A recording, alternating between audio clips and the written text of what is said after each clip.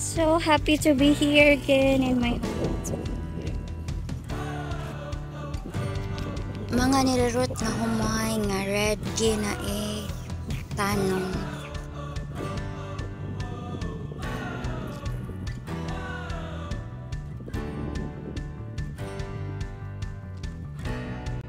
A day in my life as amang larutay sa amang basakan. Welcome all here in Maria's Rice Farm.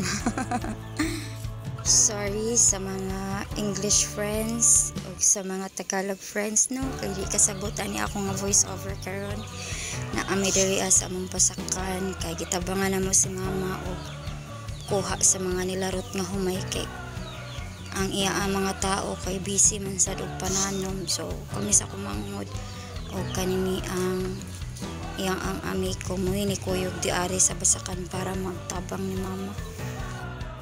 So kay gauwan-uwan siya, no choice jud nini ang trabaho as a farmer, rain or shine jud sugod jud ka kay para magtrabaho ba. So ingani ako ang namatan sa una kay rice farmer man jud ang amo ang other source of income. Pero before, well, akong mama, she's a teacher. But she stopped due to her operation and her thyroid. That's why we did we did this rice farm jud nga full work na nila. Pero si Papa, aside from the rice farm, we have our small machine shop. Og si Papa ang pinaka-main machinist dito aside sa iya ang tao sad. So di na ako ikauwaw kung asa ko gikan og ingani amo ang trabaho diri sa amo ang lugar. 10 hectares nini asya before pero napildi sa kaso mo ng 6 hectares na lang kapin nini ang ginatrabaho nga basakan. Dayon mao ni ingani manguhag kukul, manguhag sagbot means weeds.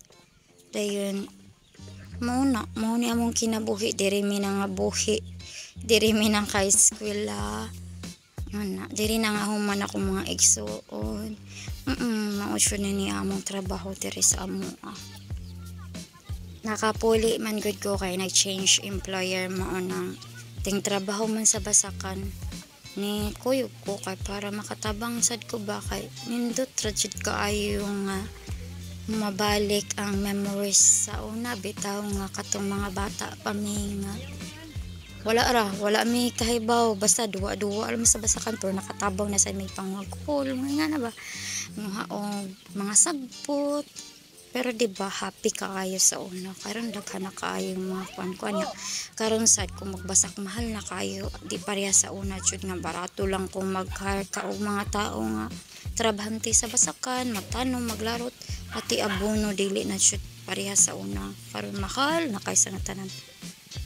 Unya kung dili pa jud paego imo ang itanong kay pwede ra sad ka mapalit og mga kumay na nga kanana ang maing anak gipang hinikta na butok-butok no tawag sa amo nga na. So aside ani ni ang rice farm nagtanom-tanom sad may garden mao sad na ginabaligya ni mama mga alagbati, mga upo, mga kamote tops, dayon kikumba, dayon batong, talong, okra. Ako ang dugang og tanom ang batong, cucumber,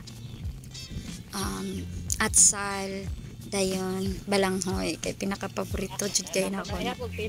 Dayon kanini asad kakuyog-kuyog ang amo ang itoy 3 sila ka buok pero gibili na naman duha. Kani ang isa may kakuyog-kuyog jud so tuloy kay gakurog-kurog na biya jud siya sa katugnaw. Kana na ginahakot ang larot nga humay sa lain na pod nga kahon nina sa basakan ra sa ni mama kay ipang spread out siya kay para naamay nagtanom na gud dito so ginatabangan og hatod sa mga humay ay nilarot kay para ila ang matisok.